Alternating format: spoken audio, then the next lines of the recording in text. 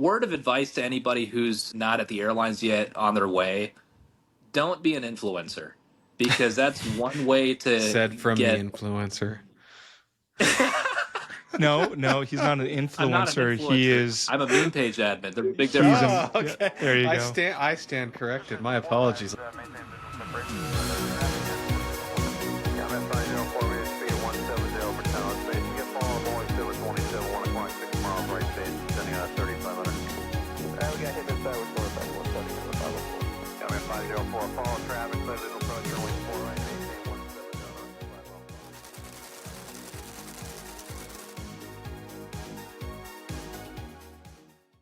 Welcome back to the Autopilot on podcast. I'm Scott, and we got John in his studio today. How you doing, John?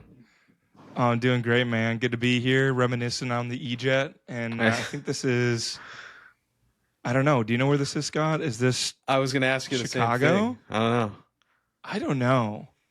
Anyways, it doesn't matter. It's great to be back, guys. Welcome back to another episode. We have a super great guest here today that reached out to us and wanted to come on. He's pretty famous online, so I'd like to introduce to you Yoke Me Daddy. And for being anonymous, he is going to just be having his profile picture up. What's going on, Yoke Me Daddy? What's up, kiddos? Daddy's home. How y'all doing? So just to give a little introduction to Yoke Me Daddy, he is very well known on Instagram, and he has a big following for memes for pilots that have all different things in their airplanes of different notes, stickers, and all of that. And he can tell you the rest on everything that he's up to.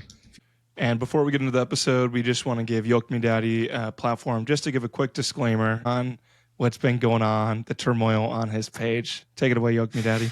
Well, it's no secret that I've been plugging the SkyWest Alpha Drive historically, or the last few weeks, and it honestly is amazing how much support was mobilized in such a short amount of time, with over 25% of the seniority list signing up in a matter of less than 6 weeks. But important disclaimer to make is Yoke Me Daddy will no longer be plugging the SkyWest Alpha campaign. Not for any negative reason at all, but just for the fact that given that my content can be a little bit edgy and there has been a lot of stuff that I've exposed, such as a certain pilot who has been causing some problems. Given that there's been some controversies that have been happening, we want to keep that separate from SkyWest Alpha. And obviously, it should. I have to say this. It sucks that I have to say this, but SkyWest Alpha does not condone, nor are they part of, nor do they endorse any of the edgy shenanigans that Yoke Me Daddy is part of. And Yoke Me Daddy's involvement historically has been just sharing and disseminating the campaign. Now, this being said, yeah, I still have to keep everything separate, and there's no beef. There's no bad blood. I am proud as hell of the guys who are running that SkyWest Alpha campaign, and I am rooting for them every step of the way, 1,000%. But unfortunately, I can't keep continuing to plug them while making edgy content that the pilot world and my follower base wants to see. And so as a result, my historical involvement is it's not going to continue anymore. And it's sad. It's a bit of it feels like an end of an era almost, although not that anything's ending. I'm still rooting for them and wishing them the best. But it's just, I won't be aggressively pushing it for it anymore, given two different directions we're going. But that being said, I am happy to answer any questions about, previous involvement and things that y'all may have. If you want to just introduce yourself to our following. What's up, everyone? Basically, Yoke Me Daddy's just a page where if you got flight deck graffiti or any kind of art. I don't consider it graffiti. I consider it art because everything's a work of art, even all the dicks that people draw up there. And this page has gotten a pretty big following within the Part 121 world. And I like to use that to try to help advance the needs of our Part 121 pilots in an edgy way. So that's the mission of Yoke Me Daddy. And you could say that I'm a man of the people. And here we are. That's the page, 18,000 followers. It's got a bunch of things on there. And how many submissions do you get a day? Because I think you post a lot. So you obviously get a ton of people reaching out with the funny things they see. Is it mostly regional pilots as well? It's mostly regional pilots, Okay. and then we get a lot of mechanics. We get a lot of flight attendants. There's a lot of people from different work groups, rampers, dispatch, and everyone's just super cool. Just it's a nice place where everyone comes together and just laughs about funny stuff they see. Pilots, we have the sense of humor of 5-year-olds and leave little goodies and Easter eggs for each other everywhere. That's right. And I've seen some hilarious stuff on there. Back when I was flying the Embraer, we'd find a lot of stuff where the rope panel was above your head. Oh, so really? a lot of guys would put hilarious things. If you have any idea or imagination, just go to his page. Yep. And you'll see basically what they're putting there. It's pretty funny. But my that's favorite very thing cool, was when someone put a teabag up there, and the joke is teabag hits you in the forehead. Congrats, you just got teabagged. Dude, I'm gonna steal that one. I'm sure the captain's 60-year-olds would love that one. That's funny. I know just the guy to do it too. Oh, totally.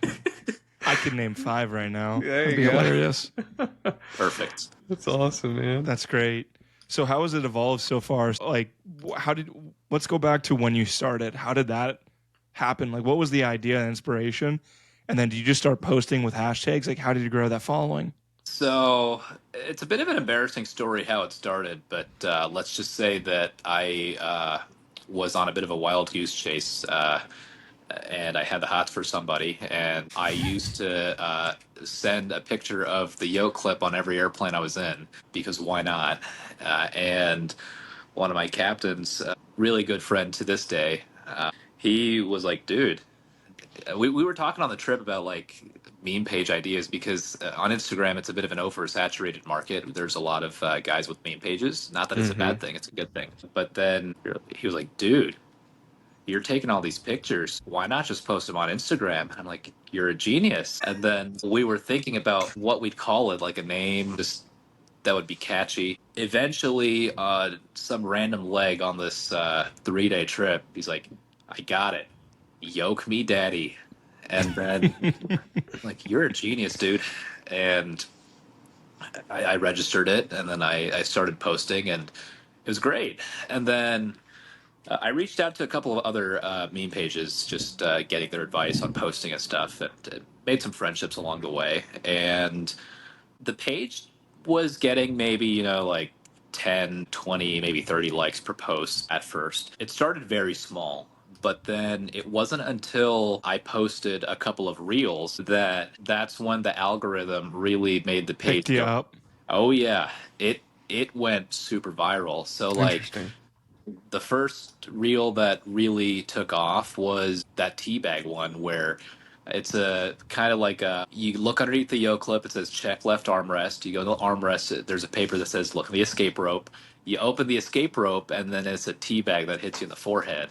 Oh, and nice. That one, so funny. Yeah, that overnight just went so viral. And then there's another video that some pilots sent where they're just flying along a cruise, and then they pull some side panel, and it's this drawing of a dick, and not just like a dick, but like detail. And that one single-handedly just got me so many followers. It's the reels that get me a lot of views, and then some of the saved messages in the scratch pad on the radio memory page on the 175. That totally. There were some pretty funny messages saved in there. Sometimes those would go viral. And then, yeah, basically that's the page just kept growing, and we just crossed 18,000 followers a couple days ago. Congratulations. Congratulations, man. So how long did that take you to go from about those 10, 20 a day to where you're at now? I'd say the page has been running for about 2 years now, a little over 2 years. Okay. And I'd say it's been it took a lot of consistent posting, different types of content, not just pictures, but reels. I would also try to post stories as well, depending on what it was that was being posted and shared. The nice thing is I basically made a lot of meme page admin friends, and so I plug their stuff whenever I can, and they've been plugging mine, and we share each other's stuff, and then Instagram allows you to collaborate with other people. And that's cool. Yeah, it's a great way to reach both audiences, and it's helped me help some of my friends out with growing their pages if we collab on a post. So, I never in a million years thought I would ever become a meme page admin, especially given that I swore that I would never become an influencer type of person ever.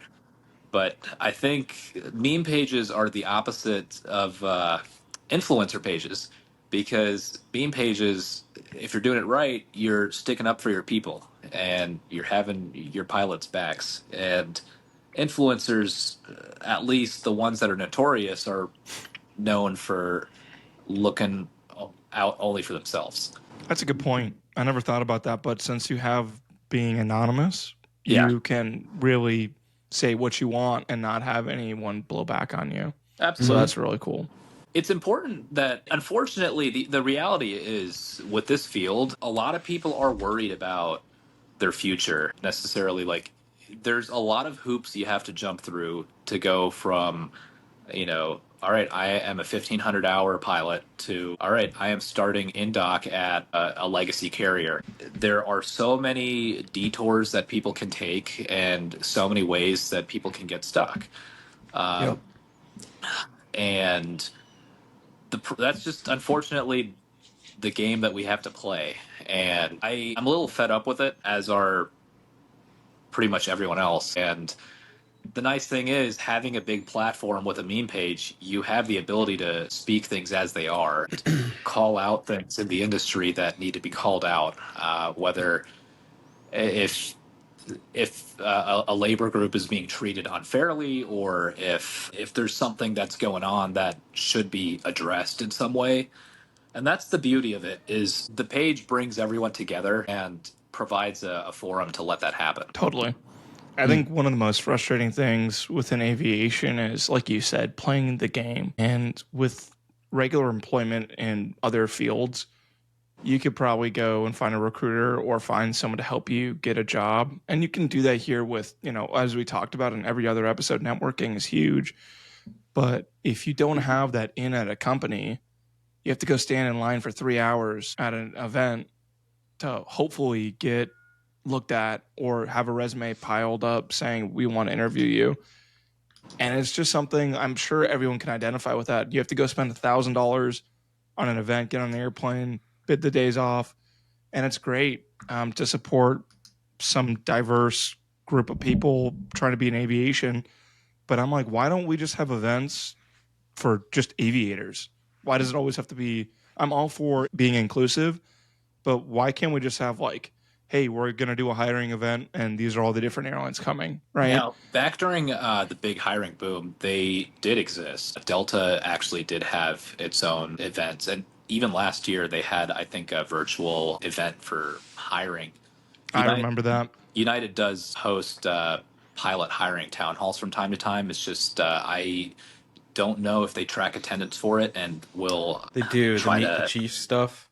Not the Meet the Chiefs, but the virtual pilot town hall. Where was I? Yeah, so United did host pilot hiring webinars where you join, and they call it office hours, and they would just answer some questions and tell you about what their pilot hiring outlook is. And there was no real way to interact with it. It just seemed like a live broadcast, but I would imagine they might track your attendance. And if you had an application on file, some people reported getting their application pulled a couple weeks later for attending. But can I make a point really quick on that? It's like, you have to strategically sign in to learn more to get points on your resume. Mm-hmm. And it's literally gamified, where of course you have to play the game the way they designed the game to get hired by them. And I'm okay with that. Like, I understand they have to whittle it down somehow, right?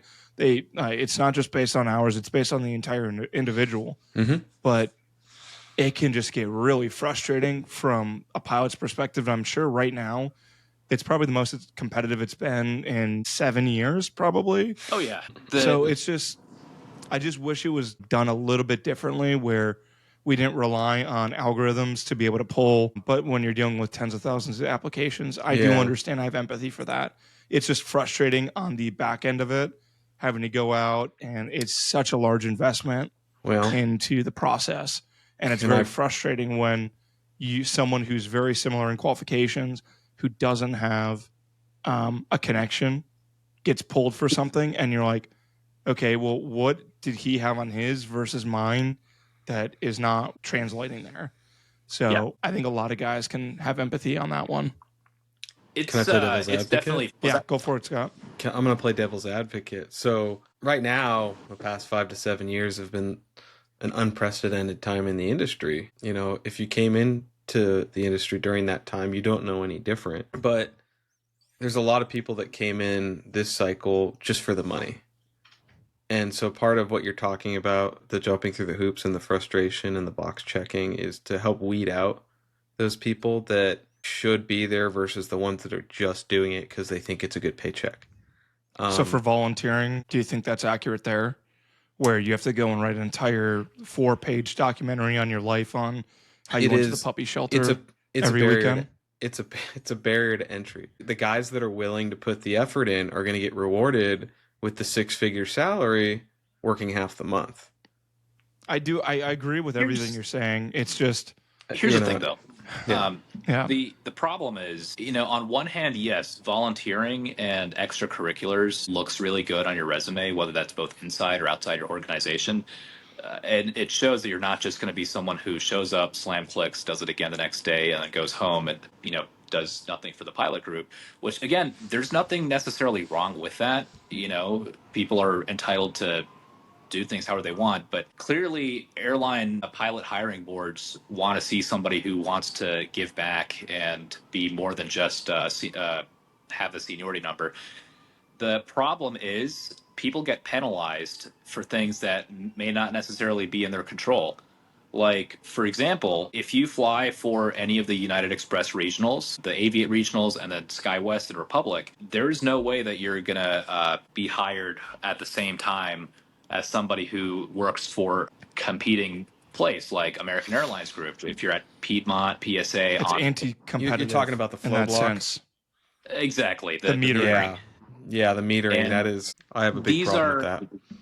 I do too, and it's a huge problem because airlines basically are colluding with their regional counterparts to effectively torpedo careers for so many people. And it's like, why would I want to go work for this regional, for example, if the major that is my desired end goal is not going to want to hire me unless I spend all this excessive time, versus I can leave this company, go elsewhere, and then get hired on. And the fact of the matter is, before the COVID pandemic, this was kind of like a secret backdoor way. It wasn't much of a well-known way in. It used to be you needed a turbine PIC, and that was the gold standard. Yep. But and metering wasn't necessarily as big of a thing back then. American would only hire from its wholly owned regionals, and whether you did the flow through or you got hired outside the flow, the only guys that people heard of that were getting on outside of that were military. And then Delta mostly hired from its regionals, whether that was Endeavor or SkyWest or Republic. And then United, same thing. United launched Aviate back in 2019, and that was kind of like a flow through. But still before that, if you wanted to work for a major, you used to just go to its regional. COVID hits, the entire industry kind of gets all screwed up. We all know what happens. We all know the big resurgence in pilot hiring that happened after COVID. But metering was basically a dirty trick played after we saw for a brief window of time, SkyWest FOs with 750 hours were getting straight on at Delta or United. Yep. And that was happening for a good bit until these regional CEOs got together. I don't know if it was the CEOs or whoever the VP of Flight Ops is. And they're going to their mainline counterparts and saying, hey, look, if y'all keep taking our pilots, we won't have an operation to run. The rumor mill at SkyWest, according to a few sources there, was that American was the only part of the big three that refused to stop taking SkyWest pilots outside of like a guaranteed interview program. And as a result, SkyWest actually reduced block hours for American when that happened, and that resulted in the relationship being soured a bit. And again, like we were talking about, there are things you can do to make yourself look good to get hired on at one of the big three, whether that's volunteering and stuff. But unfortunately, there's also things that are outside your control where you're penalized for the airline that you chose to work for, not knowing any better. And all of a sudden, now you're stuck in this flow through program. And according to a podcast that United's pilot hiring people were represented on, if you leave a United Express carrier for somewhere else, you will not be looked at by United for 12 months. They're going to blacklisting. Delta did the same thing, where even if you left a Delta connection carrier for somewhere else and got a CJO, you're still going to be placed in that metering pool as if you were still at that Delta connection carrier and would have to wait for a class date. It's just very interesting how this industry and their hiring practices is so uniquely different compared to everyone else in the world. Absolutely. Yeah. And so I just want to go back to what I said. I don't have a problem necessarily with them hiring the candidates they want. They're, they can do whatever they want. But does it qualify you to try to make the best application possible when it doesn't really represent who you are? And I guess the interview is really the weeding out of if that application represents who you are. But I know that there was some people trying to get a lawsuit against these companies for hiring mispractices in terms of, I don't think that's legal, where you can actually deny someone a job for working at X company, like blacklisting. Well, it's bait and switch too. I mean, all these people in the Aviate program were promised flow, and it completely changed. Yeah.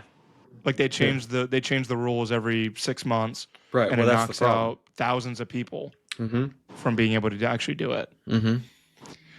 So again, I'm not trying to talk poorly on any airline, because again, it's their prerogative to run however they like, and a lot of these companies are amazing companies. It's on the backside of it, from the pilot perspective, it can be incredibly frustrating on learning, okay, how do they want me to play their game, and how does that different from X, Y, and Z airlines game? The other problem is the rules keep changing. Before the COVID, rules keep changing, yeah, and you have to pay $1,500 for someone's interview prep to know what the rules are of the game. That's exactly what it is. There's thousands of dollars. And again, those guys with the interview prep companies, they're super smart because they have these connections at every one of these companies. So it's almost like you have to use that kind of, and unless you're here's 15,000 PIC or something like that. It pretty much seems like every hiring company or every interview prep company likes to claim that they have the secret source or they have the secret connection to hiring. I'm not going to name names, but that's how they make their money. Yeah, it pretty much is with their sales pitch. But I got scammed. I'm not going to name names, but I got scammed by an interview prep company where the guy claimed that he was on the hiring board of an airline that I wanted to go to. And I prepped and was given this big song and dance about how basically this is how the interview is scored. This is how it's done. This is what they're looking for. This is how I'm supposed to say stuff. And ultimately what I didn't like is the fact that I didn't feel like I was sharing my authentic self. I felt like I was scripted. I felt like I was not telling the full story of this is me. This is who I am. And instead, the guy is like, this is who they want you to be. And so I remember the prep sessions, me telling my stories like, no, cut that out. No, that's not, this is what we went over. This is what you're going to say. So I go into my actual interview and it was a very weird vibe to begin with, but then I actually go and it was a weird vibe all around, but I didn't get the CJO. I was bummed about it too. And I found out after the fact that the guy's claims that of being on the hiring board or doing interviews is not true, because a bunch of people in pilot hiring said that he's never been affiliated with pilot hiring. And from a logical standpoint, it would be a massive conflict of interest for an airline to allow one of its interviewers and pilot recruiters to run a interview prep company on the side. Can I say something real quick? Yeah, go for it. So I think a good interview prep company brings out the best in yourself and teaches you how to present from a point of view of who you are to, and basically convey to them on why my true self is X, Y, and Z airlines, fundamentally moral values or whatever. Yeah. And how I'm a good asset to the company. Mm-hmm.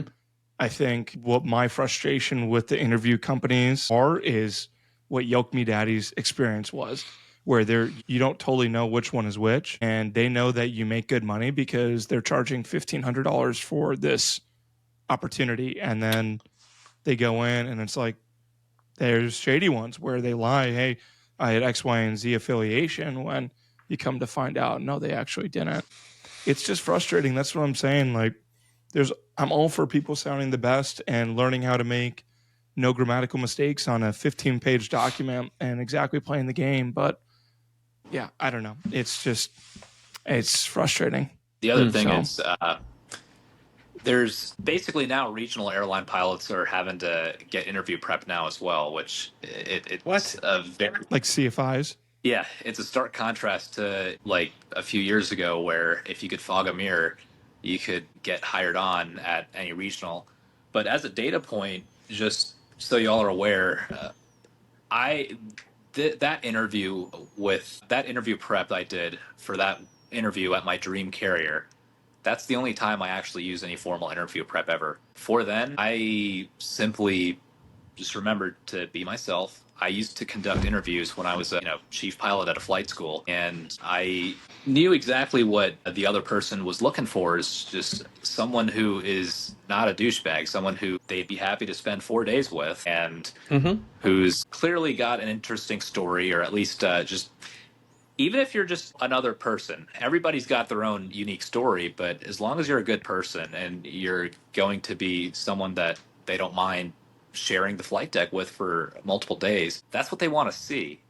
And that, the one time I prepped using this company that swore up and down that it was the gold standard, is the one time I didn't get the CJO. That tells me something. Yeah. Scott, what do you think? Well, I think having to interview prep to interview at a regional is ridiculous. That should not be happening at all. There are predatory practices in the interview prep world. One of the biggest ones I tried dealing with when I first started looking at the 121 carriers, and they were a nightmare to deal with. They had the attitude of, we don't give a shit about you. Come try to chase us, to let us, so that you could pay us. I ended up getting, when I interviewed at my current company, I interviewed at another airline previously, like I would, because I spent 6-ish years in the 135 world, and so I did really good at interviews there because it was very much be yourself, show who you are, your history. The airlines, they're looking for something different than a 135 might be. So when I interviewed at my first carrier, I interviewed like I would at a 135. And I thought I crushed it, man. And then like the next day I got the, hey, thanks, but apply again in 3 to 6 months. And I was like, whoa, what? So then when I went to interview at my current company, I went and found somebody to prep with. And this person came highly recommended from a couple other people. And I'll ask her if it's okay to put her up. If I will, I'll put her in the link. And it was not about prepping for this specific company. It was like you said, John. It was helping me explain things in a full circle story kind of way is what they were looking for. And like after 1 or 2 sessions with this prep company, I was like, oh, I approached this completely differently, because airlines, when they interview, they're looking at a different aspect of your story you're telling, to see a different quality in you than like a 135 might be.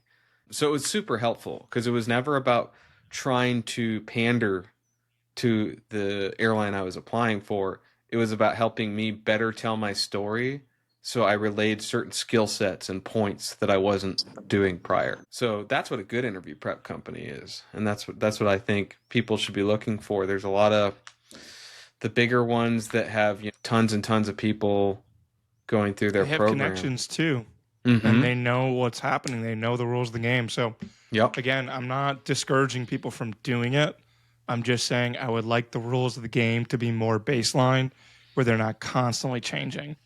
And because it's really hard on people, it makes people frustrated with, oh, I'm going to get to, 3,500 hours total.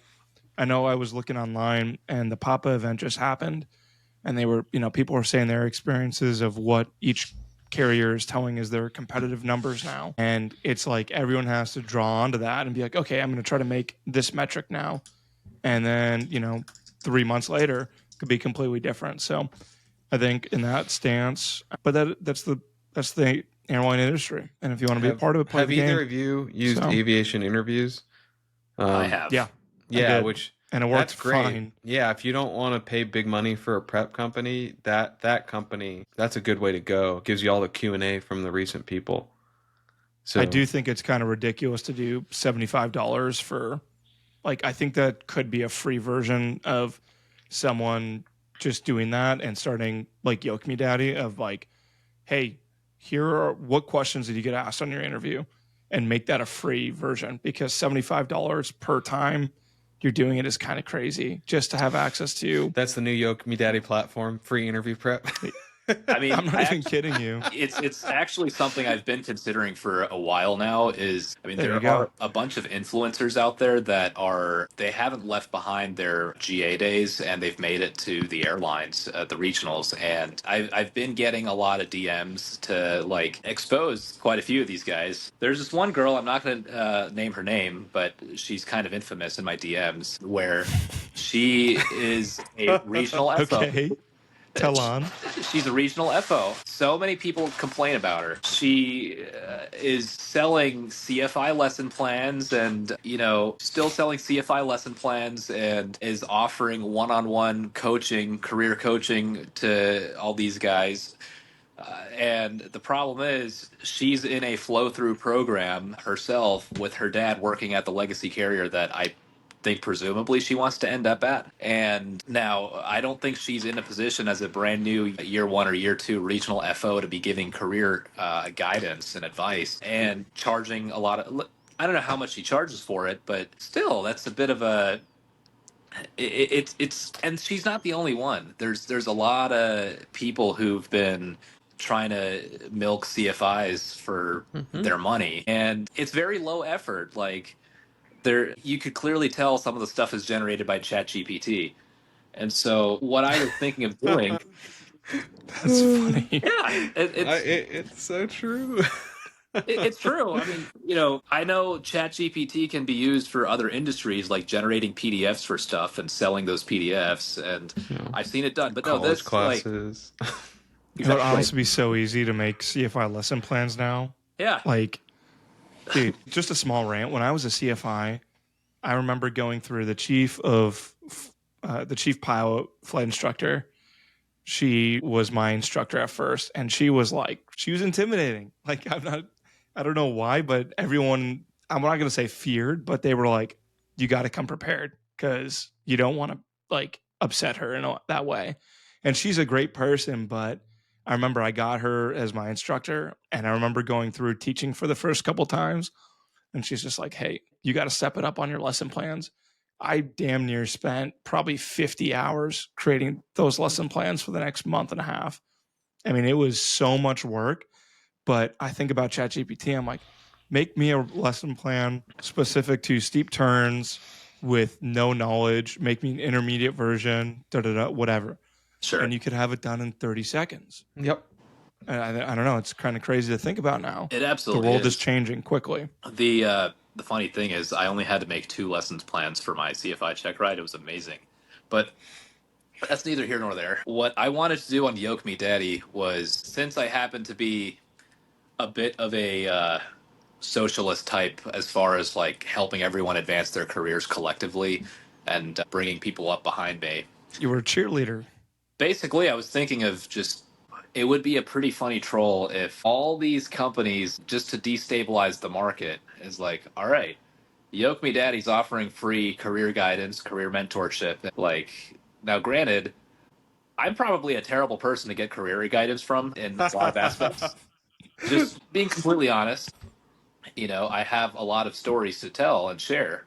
but I'm not somebody who's going to go advertise themselves as like somebody who's a mentor to like all these cringy regional FOs are doing to CFIs. But that being said, I've been through the process recently for a lot of these things, whether that's interviews or, trying to format my application or you just in general, if someone's lost and doesn't know where to go. I've been mentoring a few guys who are like fresh, who are still in flight school or haven't even started yet. And so, like, in theory, it would be a big middle finger to these influencers and to a certain extent these interview prep companies if like Yoke Me Daddy comes in on the market, destabilizes it, and is like, "All right, man of the people, we're prepping people for free now." It's just, I think I need to get a little bit more credibility before I do that, but would be pretty funny to see. I have a question for you. What do you think about the Instagram influencers, like the pilots copying PDCs down? And do you think that's like kind of That's cringe. taken away from the profession of what It of what we absolutely do? has. Here's Cringe the is the problem. exact word.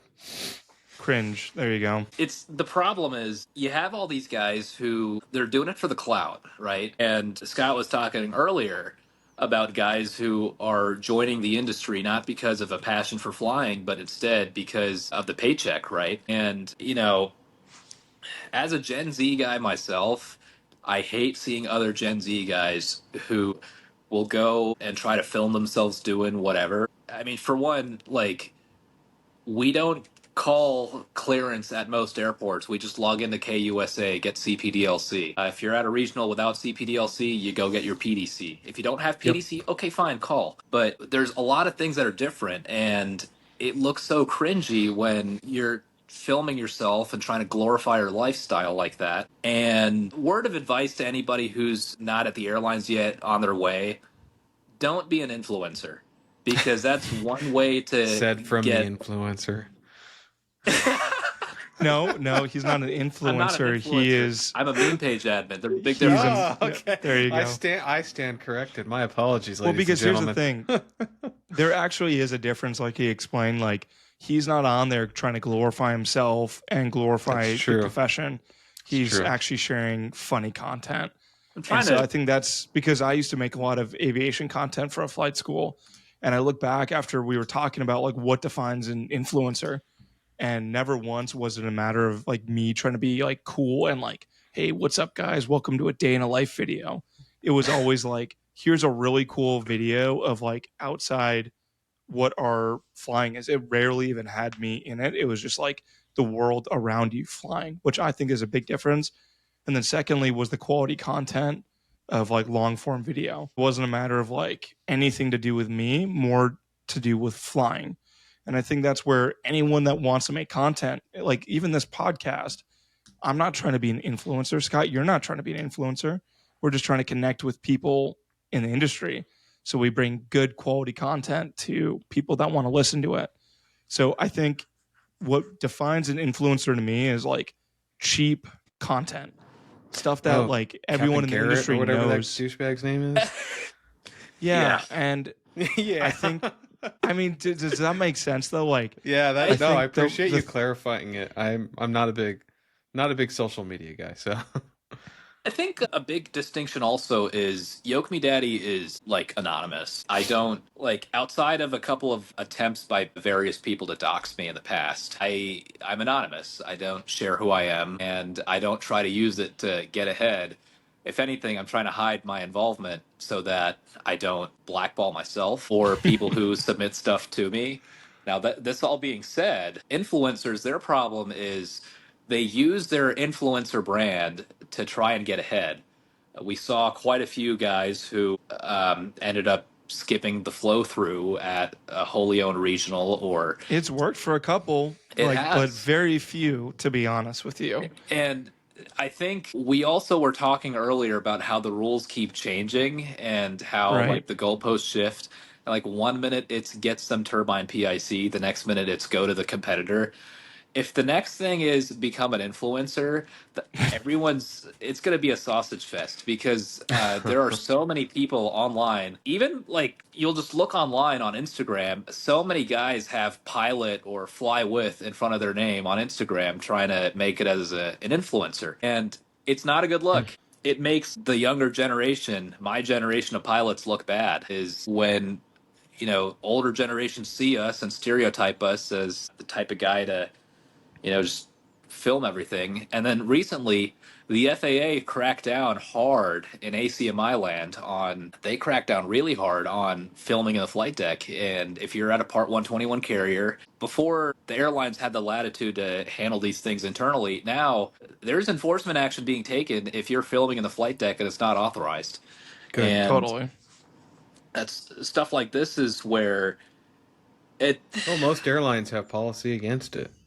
Well, dude, so can I just say something? I remember last year there was some girl in a 737 Delta mainline jump seat, and she's like videoing them give a brief of like what's happening and then like the takeoff and putting that online. Pretty sure she was an Endeavor. And I'm like, what are you doing? Like, don't do that. Yeah. Those 50-year-old guys, there's no way they knew that you were doing that. And it's just, I don't understand how people cannot understand, like, don't film in a professional setting where you should know the rules on that. Yep. So, I mean, I think it's kind of crazy to say that no one's ever taken a picture when at cruise or something like sure. that. Yeah. But like, I see people now posting videos of them having the meta glasses, and like you can see the ship number as well in the post. And I'm like, stop! Like you're gonna get yourself in trouble here. They will. Don't you know what? post. Hey, yeah. My attitude is no. I want those people to keep doing it because they'll weed themselves out of the industry. Sure. Because when they go for their interviews, at Delta Mainline or whoever, the interviewers will have. I'm sure they have lists of these people. If they somehow make it to an interview, they'll be like, "Hey, is this what you do?" It'll weed them out of that spot, that much desired spot. I think that was the point I was trying to make earlier. It's extremely. We are so lucky to be flying at 121 carriers, making the kind of money we make, getting to see the things and do the things we get to do, and we put in a lot of effort, all of us, to get here. And so those people that aren't going to respect that, they should weed themselves out, in my opinion. But I'm a little bit older than you guys. Totally. I come from a slightly older generation. That's why John manages our social media, because I don't want anything to do with that. Yeah. He's very close to being a boomer at this point. So mentally and emotionally, I'm a boomer. I mean, oh my gosh. I've been there. I sometimes feel like I've aged, 10, 15 years over the span of the last like 3 or 4, just with the things that I've seen and things I've had to put up with. And Dude, I feel like I keep getting younger. Like when I started in the regionals, I looked like I was like 35. And every time I go to work and I shave, and I'm like, how do I keep looking like I'm younger and younger? I don't understand. I'm actually in the same boat where I'll look at pictures, and outside of the fact that I've been balding, like I actually look a lot younger compared to like day one of Indoc in regional land versus now. Like I've lost 70 pounds between then and now. Congratulations. Congrats. Thank you. It's a huge accomplishment. It was a lot of trial and error. It was tough, but I'm just glad that the weight's continuing to drop. And good for you. Honestly, the best advice I can give to people is protect your health, because your health is your medical. Your medical is your license. And if you can't, if you lose your medical for whatever reason, it sucks. And do whatever you can to get ahead of it, whatever way possible. And so I look at pictures now versus 3 years ago when I started in a day one regional indoc, and holy crap, do I look a lot younger, and it's nice. And I feel a lot younger too.